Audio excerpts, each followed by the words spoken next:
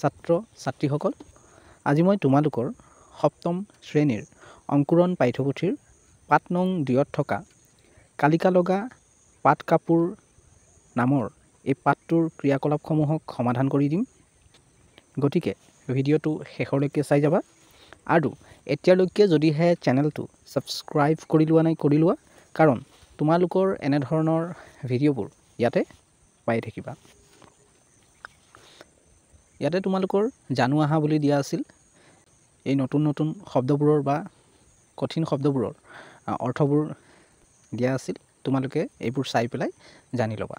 যেনেকৈ চহকী মানে ধনীক বুজায়, দেখনীয়াৰ মানে সুঠাম আৰু দেখিবলৈ ধুনীয়া।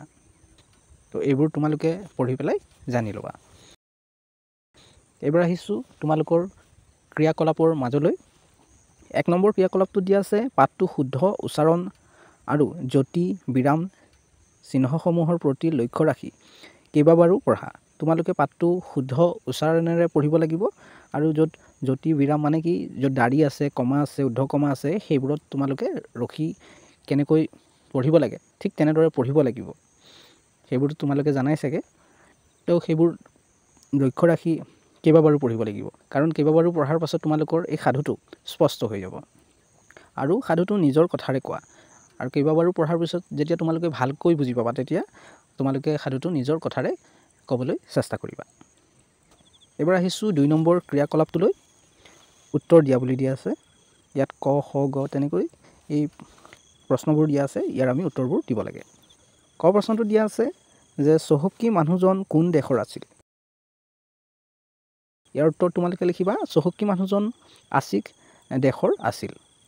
খ প্ৰশ্নটোত দিয়া আছিল যে চহকী মানুহজনৰ ছোৱালীজনীৰ কাৰ লগত বিয়া হৈছিল? ইয়াৰ উত্তৰ তোমালোকে লিখিবা, চহকী মানুহজনৰ ছোৱালীজনীৰ এজন দেখনীয়াৰ ডেকাৰ লগত বিয়া হৈছিল।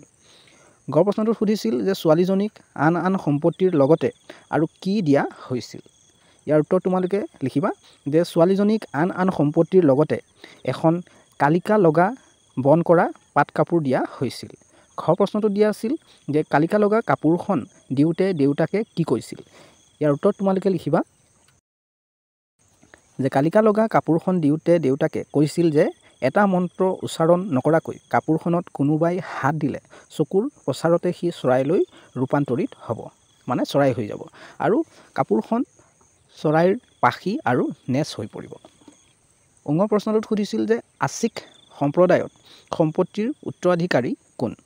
মানে মাক দেউতাক ঢুকোৱাৰ পাছত মাক দেউতাকৰ সম্পত্তি কোনে পায়?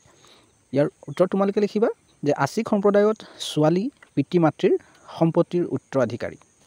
প্ৰথম প্ৰশ্নটোত সুধিছিল যে ছোৱালীজনীয়ে কাপোৰখন ৰ'দত মেলি দি ক'লৈ গৈছিল? ইয়াৰ উত্তৰ তোমালোকে লিখিবা যে ছোৱালীজনীয়ে কাপোৰখন ৰ'দত মেলি দি মাছ মাৰিবলৈ গৈছিল। দ্বিতীয় ছোৱালীটোত সুধিছিল কাপোৰখন চুই দিয়াৰ লগে লগে গিৰিয়েকজন কিহলৈ ৰূপান্তৰিত হ'ল? ইয়াৰ উত্তৰ তোমালোকে লিখিবা যে কাপোৰখন চুই দিয়াৰ লগে লগে গিৰিয়েকজন এটা ডাঙৰ আৰু নানা বৰণীয়া জকমকীয়া পাখিৰে সুশোভিত ময়ূৰ চৰাইলৈ ৰূপান্তৰিত হ'ল। এইবাৰ আহিছোঁ তোমালোকৰ 3 নম্বৰ ক্ৰিয়াকলাপটোলৈ। চমু উত্তৰ লিখা বুলি দিয়া আছিল। ক, বাপেকে ছোৱালীজনীক দিয়া বন কৰা পাট কাপোৰখনৰ বিশেষত্ব কি আছিল? ইয়াৰ উত্তৰ তোমালোকে এনেদৰে লিখিবা যে বাপেকে ছোৱালীজনীক দিয়া বন কৰা পাট কাপোৰখনৰ বিশেষত্ব হ'ল কাপোৰখন কালিকা লগা, এটা মন্ত্ৰ উচ্চাৰণ নকৰাকৈ কাপোৰখনত কোনোবাই হাত দিলে চকুৰ প্ৰচাৰতে সি চৰাইলৈ ৰূপান্তৰিত হ'ব, আৰু কাপোৰখন চৰাইৰ পাখি আৰু নেজ হৈ পৰিব। খ প্ৰশ্নটোত সুধিছিল যে গিৰিয়েকজন কিদৰে সুশোভিত চিতৰি চৰাইলৈ ৰূপান্তৰিত হৈছিল? ইয়াত চিতৰি বুলি কৈছে মানে এই ময়ূৰ চৰাইক বুজাইছে চিতৰি বুলি।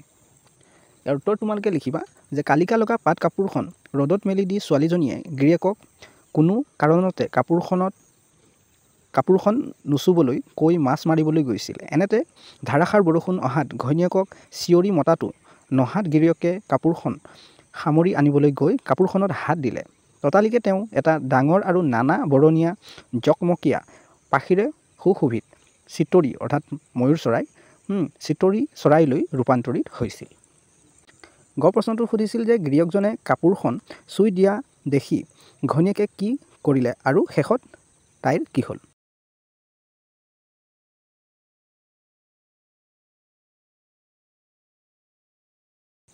এবাৰ আহিছোঁ তোমালোকৰ 4 নম্বৰ ক্ৰিয়াকলাপটোলৈ। তলৰ শব্দবোৰৰ অৰ্থ বাকচৰ পৰা বাছি উলিয়াই লিখা। ইয়াত তোমালোকে দেখিছা এটা বাকচ দিয়া হৈছে, ইয়াতে কিছুমান শব্দ দিয়া হৈছে আৰু ইয়াতো কিছুমান শব্দ দিয়া হৈছে। তো এই বাকচটোৰ পৰা বাছি উলিয়াই আমি এই বাকচবোৰত ভৰাব লাগে। যেনেকৈ প্ৰচলিতত আমি চলি থকা এইটো বহাব লাগিব ইয়াৰ পৰা উঠাই। দেখনীয়াৰ সুঠাম আৰু দেখিবলৈ ধুনীয়া। চহকী মানে ধনী। সুশোভিত মানে সুসজ্জিত। সৰহ মানে বহুত। এইবাৰ আহিছোঁ তোমালোকৰ 5 নম্বৰ ক্ৰিয়াকলাপটোলৈ। তলৰ দফাটো পঢ়ি উপযুক্ত স্থানত যতি বিৰাম চিহ্ন বহুৱা। তো মই ইয়াত কলমৰে দিয়ে দিছিলোঁ, ইয়াত তোমালোকে চিনি নাপাবও পাৰা, সেইকাৰণে ইয়াত উত্তৰ দি পেলাই মই ইয়াতে ক'ত কি বহিব ইয়াতে বহাই দিছোঁ। ঠিক তেনেদৰে তোমালোকে ভিডিঅ'টো ৰখাই পেলাই লিখি ল'ব পাৰিবা।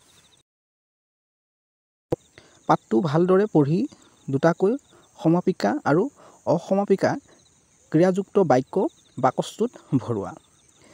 তোমালোকৰ এই ক্ৰিয়াকলাপটোৰ আগতে জানো আহা বুলি এই সমাপিকা আৰু অসমাপিকা ক্ৰিয়া কি তাকে বুজাই দিছিলে। তো তোমালোকে এই বাকচটো পঢ়ি পেলাই, এই ক্ৰিয়াকলাপটোৰ ওপৰত যিটো বাকচ আছে সেইটো পঢ়ি পেলাই ভালকৈ বুজি ল'বা। তো মই ইয়াতে সমাপিকা ক্ৰিয়া আৰু অসমাপিকা ক্ৰিয়াত দুটাকৈ বাক্য লিখি দিছোঁ। তোমালোকে চাই পেলাই লিখি ল'ব পাৰিবা। প্ৰথমটো লিখিছোঁ, আছিক দেশত এজন বৰ চহকী মানুহ আছিল। জীয়েক আৰু জোঁৱায়েক ঘৰৰ গৰাকী হ'ল। ঠিক তেনেদৰে অসমাপিকা ক্ৰিয়াত লিখিছোঁ, এদিন ছোৱালীজনীয়ে কাপোৰখন পেৰাৰ পৰা উলিয়াই ৰ'দত মেলি দিলে। দুইটোত লিখিছোঁ, কিন্তু তাই আহি পোৱাৰ আগতে শিল বৰষুণ আহিল। তো তোমালোকে মই ইয়াতে যেনেদৰে লিখিছোঁ ভিডিঅ'টো ৰখাই পেলাই লিখি ল'বা। এবাৰ আহিছোঁ তোমালোকৰ 7 নম্বৰ ক্ৰিয়াকলাপটোৰ মাজলৈ, যে তলৰ বাক্যত থকা সমাপিকা আৰু অসমাপিকা ক্ৰিয়া বাছি উলিয়াই তলৰ বাকচত লিখা। ইয়াত কেইটামান বাক্য দিয়া হৈছে, এই বাক্যবোৰৰ পৰা আমি সমাপিকা আৰু অসমাপিকা ক্ৰিয়াবোৰ বাছি উলিয়াই পেলাই লিখিব লাগে। ইপিনে দিয়া আছে এই বাকচটোত সমাপিকা ক্ৰিয়া আৰু ইপিনে অসমাপিকা ক্ৰিয়া।